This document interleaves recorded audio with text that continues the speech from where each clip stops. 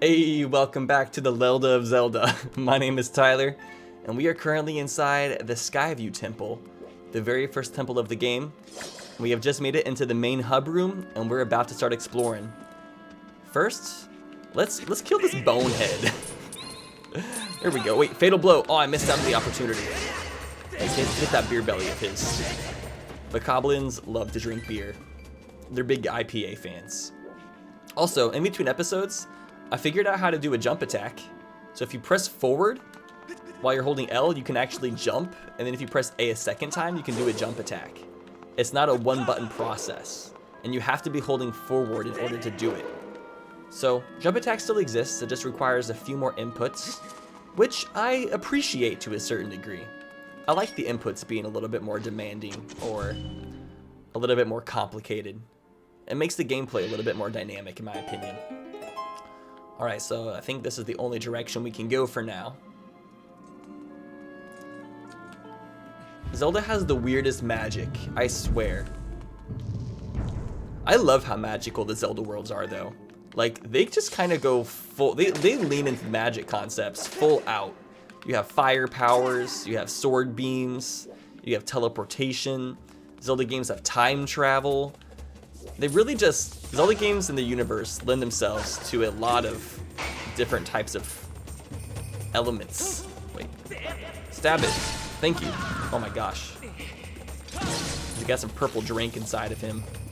That spider is made up of grape juice. But yes, I like how the magical world that they've created for The Legend of Zelda and for Hyrule has really allowed them to do kind of whatever they want. There's really no limitations. And it doesn't feel weird either. Like, sometimes magic feels forced in fantasy, but they found like a really perfect medium in Skyward Sword, and I love that. So 2 doors lead to rooms, left and right, but they will only open when the gemstones are struck. One is above, one is below. Where is the gemstone that's below? Was the one that's above the one we hit earlier? What is up with this whole gaggle of arachnids? Are you guys gaggling? Go ahead and just take you out one by one. No regrets on that. Do you guys ever feel regrets when you kill bugs or insects? 'Cause I know some people, like, they don't want to even kill spiders. Like, if they find a spider in their house, they try to put it outside. Or any other bug. But then other people will just kill a bunch of bugs with no remorse. And they say, shouldn't have been in my house in the first place. But then what about people who kill bugs that are outdoors? Is it okay to kill a bug that is outside? Or is that rude? Now if it's like on you and you have like the chain reaction of like smacking it because you're scared, I feel like that's somewhat okay. But is it okay to just murder a bug that's outdoors, minding its own business? What separates a bug from other creatures? Why do we not put as much importance on the life of bugs, but we do for, say, mammals and birds and other forms of life? I've always found that interesting, how we just like put some forms of life above others. Because like you wouldn't go outside and just like kill a dog that's outside. Why do we go outside and kill bugs that are outside? I don't know, there's some sort of psychology in that. Okay, so did us filling the room up with water cause any changes out here? What's different now that we did that? Was the water normally this high? Okay, it said one of the switches is below, so I'm gonna see if there's something down here as well. I see some rupees. Yeah, there we go. We figured out the puzzle. Look at us. Problem solvers.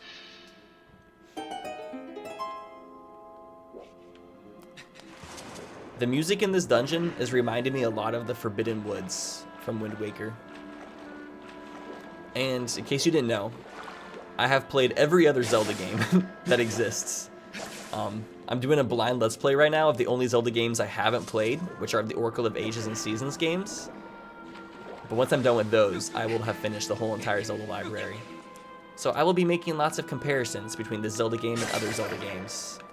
But I will try not to spoil other Zelda games in the process. I'll just make some, like, comparisons when it comes to gameplay mechanics, art directions, story elements that aren't spoiler related, so on and so forth. Jump attack, baby, and fatal blow. Straight to the heart. Loves to blame, baby, you give love a bad name. Bow. Bow. Oh, he doesn't want to move. Okay, well, I'll just swing over to the sides then. Go ahead and get the upper hand. Let's... Oh, nope. Nice. Ah, golden! Golden Baba! I wonder if I can, like, peel back his petals and sell it for a lot of money. Whoa! He got the reflexes! The combat in this game is pretty intense. I love how involved it is. Get rid of one sucker. Let's get rid of the other sucker. Damn, they're just completely vulnerable. That soft spot. Okay, the bridge is cleared, sir. Lieutenant, we can now progress. Okay, we're going back into the main hub, but from a vantage point with some higher elevation. Oh, there's a treasure chest. Well, would you look at that? A discovery, my dear Watson. Ooh, the dungeon map. Okay, so I haven't mentioned this in too much detail yet, but the dungeons are my favorite element of Skyward Sword because they're very puzzle-filled and they have really interesting themes, and they're just really fun to go through. And another thing that they do in this game is there's a lot of puzzles that you can't solve until you find the map, and then once you see the map, you're like, oh, there's this thing that I didn't even know was there, but now I can do it. So in this instance, we would have learned about this switch that we hit in the last room, but we've already hit that, so we know about that. Now we're learning that there's another switch over here that we seem to have missed in the other room. So let's go and try to find that. So I even looked around the room and I didn't even see that. Where was that? Oh, okay. We have to swing on a vine to the other direction. So, like, I remember some things about this game, but not much. Here, can I line myself up? There we go. Okay. Whoa, he hit. Sorry, Link, didn't mean to hit your back on that. Is this gonna... Yeah, we're activating more water. We're just the Skyview Temple cleaning crew. We're filling up our mop bucket right now so we can clean it all up. How do I get out of the water? I'm happy there's not a limit to how long Link can swim in this game. The stamina meter is nowhere to be found when you're swimming. Which kind of doesn't make sense because Link's tunic and boots would get so heavy when he's in the water. And that's kind of weird how they instantly dry themselves off. Okay, we have a locked door that direction, so I'm going to take a trip on this conveniently placed lock. We're almost out of seeds. Can I get a refill anywhere? Yo, Grass, can you hook a brother up? What about you? Anybody want to hook me up with the seeds? No? Oh, there we go. Look at that grass. Can we run up here? What was this staircase supposed to lead to? I think this gigantic tree branch must have broken that staircase down, indicating that this temple is old as hell. This temple is a straight up gilf. A grandpa I'd like to...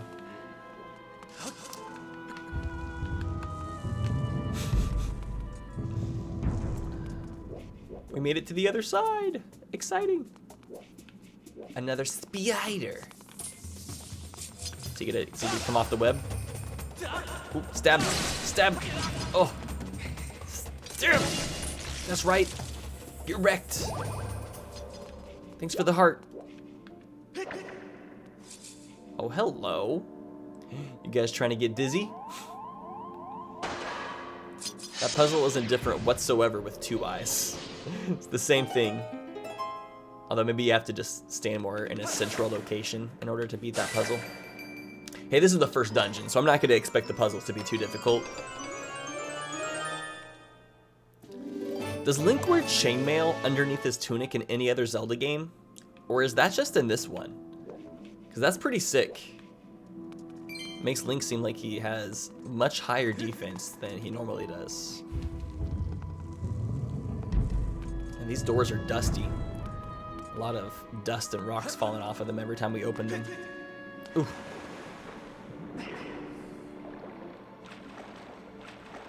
Let's do my weird... What is this type of swimming stroke called? This isn't like the dog paddle. This isn't a breaststroke. It's like a side stroke, maybe? Do we have any swimming experts in chat? Alright, let's enter the second half of the dungeon. If I remember correctly, the second half of this dungeon is pretty neat. Oh yeah. We got this large room. That wasn't even the central room of the dungeon. This is. And then this room back here, this room is even cooler in my opinion. This is a really cool first dungeon. It truly shows the scope of the dungeons for this game. Like it's just like a random gigantic pot. Let's start by going, let's go to the right first.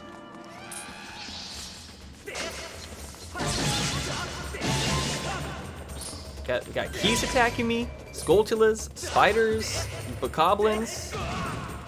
I'm not sure why I said Skulltula and spiders, but that's how scared of these spiders I am. I have had friends in my past that wouldn't play Zelda games solely based on the fact that they were too afraid of the gigantic Skulltulas in the game. They did not want to play a game with giant spiders, which, I mean, honestly, I can understand. I can't really fault them for that. I mean, I think it's, well, I kind of can. They're fake. They're animated. They're not gonna hurt you. Like, I understand being afraid of real life spiders, like a phobia of that. But is it justified to have a phobia of a digital spider? Like, it's not like it's gonna come through the screen and bite you or something. Like, what is there to really be afraid of, seriously? If anything, fighting digital spiders is the best way to get over in real life phobia. So I'm not gonna say that having like any phobia is wrong, but like phobias of fictional things, Okay, so we have a locked door over here. This isn't locked, there's just a grate. There was a locked door on the other side. Oh, there's a switch up here. I didn't even notice that. Boom. Boom. Okay, starting with the central room. Is this gonna be a mini boss or something? What do we got? Yep, I'm getting mini boss vibes. Whoa, it's Sans! What's up, bro? Oh, he's dual wielding. Oh, I love this part. This is such a fun mini boss. Oh. So his openings are very different. Well, they're good. Ooh, he switches it up quick. He's playing fully defensive. He does not even believe in offense. I'm offended that he doesn't believe in offense. That's offensive. I like how he pterodactyl screams before he attacks. Oh shoot. Do we have a heart or anything in this room? Oh yeah, we do. A single little heart. Aw. Oh no, there's two hearts. Double aw. Oh! Ooh, I got him. He made like a bird sound when I killed him. Ooh. My precious. Is this what I think it is? It is! The beetle! Oh! The unexplained power contained within this insect-shaped item allows you to control it as it flies through the air. Point the cursor where you want it to go. So this is one of those items where I'm very happy that we don't have to use motion controls, because I do not like using motion controls for this thing. Indicates that it can fly. Thanks for the little tutorial, but I got it from here. See, I'm just gonna press this button. Gotta figure out where we want to aim it. Yeah, I think we just like want to go through this hole right here. Whoa, this thing is really touchy. Okay. But yeah, so we can just fly around aimlessly. I'm very surprised they give you an item with this much discoverable freedom. How do I put that? I'm surprised they're giving us an item that allows us to just fly around freely any area that we want to go. It really shows that they had to like really think through the world of Skyward Sword, because they're becoming aware that people are going to be able to just aimlessly fly around it with this item and can look for just any sort of secret that might possibly exist. Okay, so I keep on going in dead ends. To be honest, I'm not sure where I'm supposed to go with this, but I'm sure we'll figure it out. Oh, can I let myself out of here? Is it the same switch? Indeed it is, Mr. Purple. Okay, let's go out here and start shooting this thing, but from a closer proximity. Okay, so there's a locked door over here. I'm gonna shoot it up into this hole. Ooh, can we kill these guys? Ha, we can just snap them off. Hey, hitting switches should not hurt my little beetle. Oh, poor guy. Good, let's go ahead and save this box too. I'll save you. Aw, we're such a crate person. A philanthropist, through and through. As in we help people, and then we steal their money. That comes out of them, apparently. This room is giving me eerie vibes. I just dropped in and I can't leave. I don't like that. I feel claustrophobic. Okay, it's just a hallway. No reason to be scared. Oh, now we have 3 eyes. You know what? Is this gonna be? Oh my god! Oh! What? No! No! Oh! I don't like that. Fatal blow.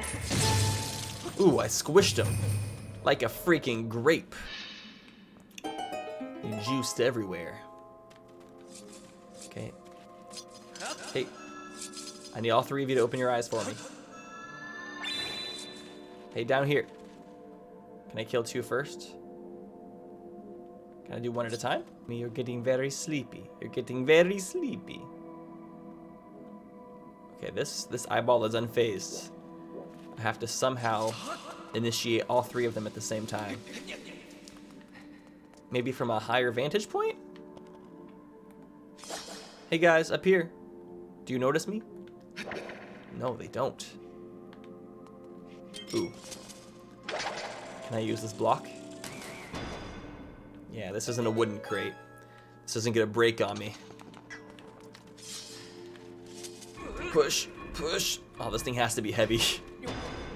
It sounds heavy just from the sound of it. Okay, so this will give us a higher vantage point for sure. So maybe the eyeball up top will finally notice Senpai.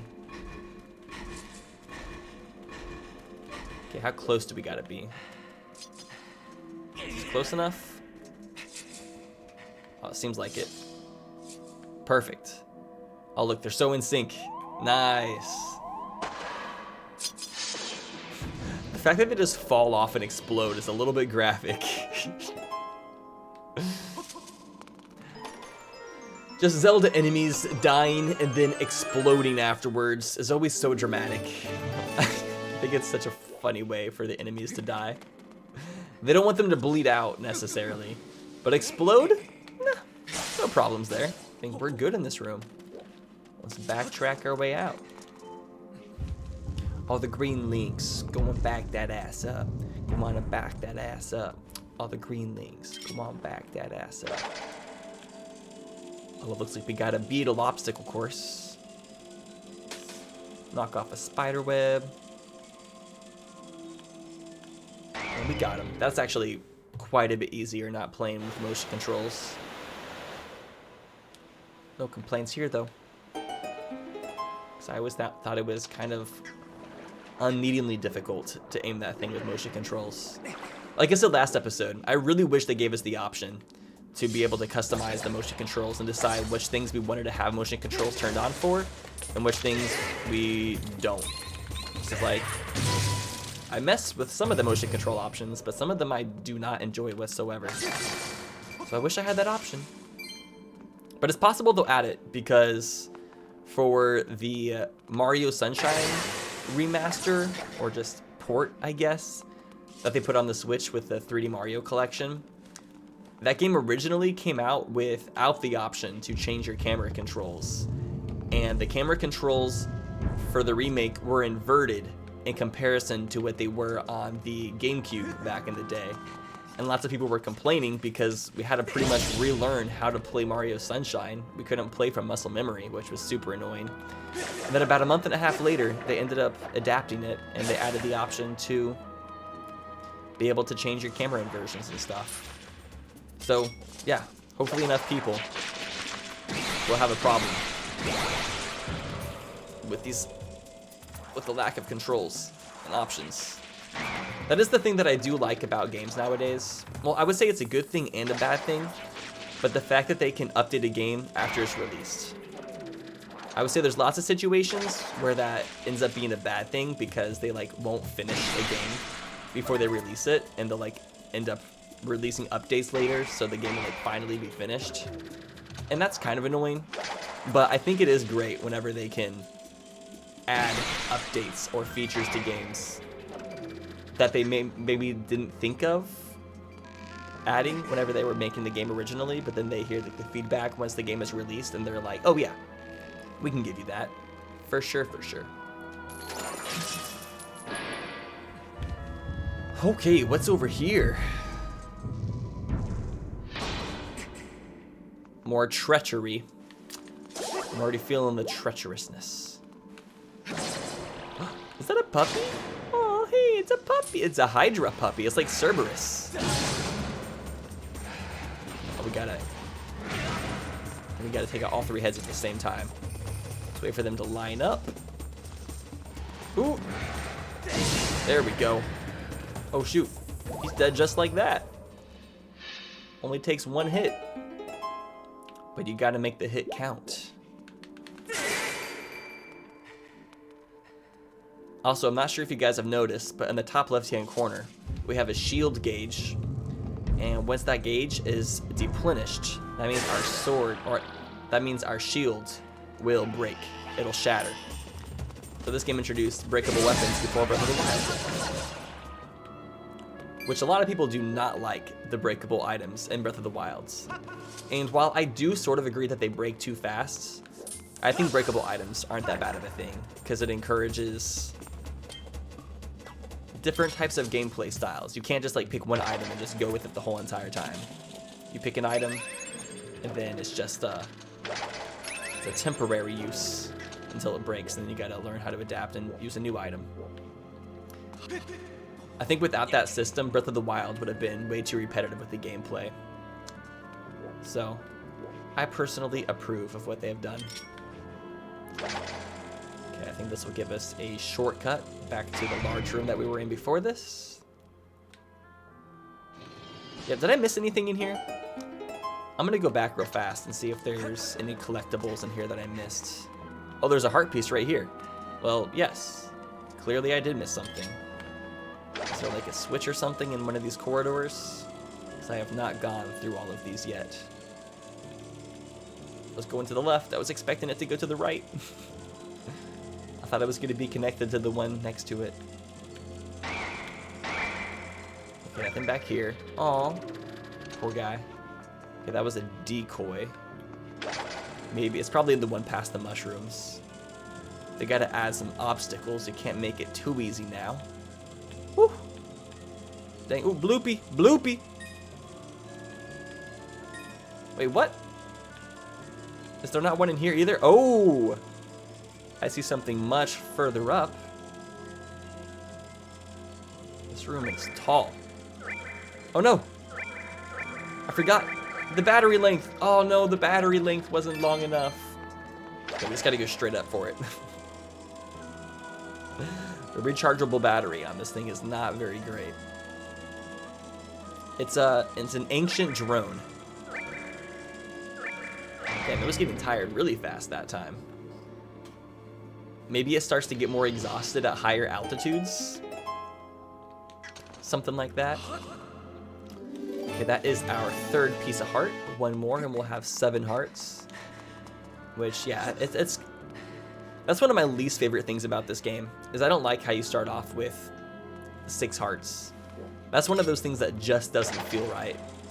And I guess the reason they did that is this game probably would have been too difficult if you started with 3 hearts, because this game does start off a bit more difficult than others in some ways. But I don't know, maybe they should have just nerfed the difficulty a little bit. Can I make it across here? Or is he gonna make this a bad time? I guess we'll just jostle him around a little bit. Link loves to do his jostling. This guy trying to cross? He is. Okay. Don't worry, I'm just gonna give you a little bit of a jostle. Shake it, shake it, shake it real good. Shake it fast. Shake it fast.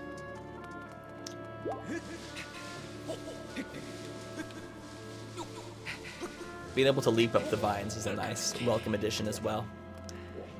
Because it took Link forever to climb up vines in Twilight Princess. Well, I guess they actually updated the game. The original version of Twilight Princess, climbing took freaking forever. And then in the HD version, they actually sped up his climbing so it wouldn't take nearly as long. That was one of the great quality of life improvements. And speaking of Twilight Princess, I've seen a lot of rumors from some like game publications that we are gonna still get the Wind Waker and Twilight Princess remakes on the Switch this holiday season. But the reason they haven't announced them yet is they wanted to wait for a few months after the release of Skyward Sword, so those games' announcements wouldn't hurt Skyward Sword sales whatsoever. But pretty much what their goal was to release Skyward Sword HD, let as many fans buy that as possible, and then end up releasing Wind Waker and Twilight Princess later.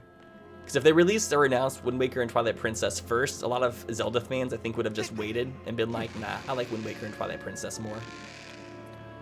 But since they waited and haven't announced it yet, all the Zelda fans are going to buy Skyward Sword because they just want to play more Zelda. And then a few months later they announce Wind Waker and Twilight Princess, and all the Zelda fans are like, you got us. And obviously we're not going to complain because we want Wind Waker and Twilight Princess on the Switch. But it makes sense that they waited until after Skyward Sword was released to do something like that. Those business decisions. Oh, Nintendo. The golden carving. The strangely shaped gold sculpture is covered in mysterious patterns. So, Skyward Sword does not have traditional boss keys. We get these golden Tetris type pieces. But they're not Tetris because they have multiple dimensions to them. Like us humans also have multiple dimensions. Because we're not two-dimensional creatures. We have thoughts, feelings, dreams, goals, ambitions. It's all truly beautiful. And so do the boss keys in Skyward Sword. Okay, tightroping is a little bit time-consuming, but it's okay. Oh, I miss this little guy. I'm sorry, dude. Hope you're not upset with me.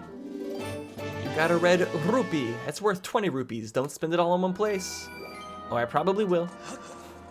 Inflation is crazy in these parts. You can't buy hardly anything for anything under 20 rupees. Don't know what you're expecting of me, brah. Anyways, we have a pretty interesting boss fight behind this door. So, I think I'm going to go ahead and save that for the next episode, so we can start off the next episode with something a bit more exciting than temple exploration. But thank you all so much for watching this video. If you enjoyed it, please consider giving it a thumbs up to help me out.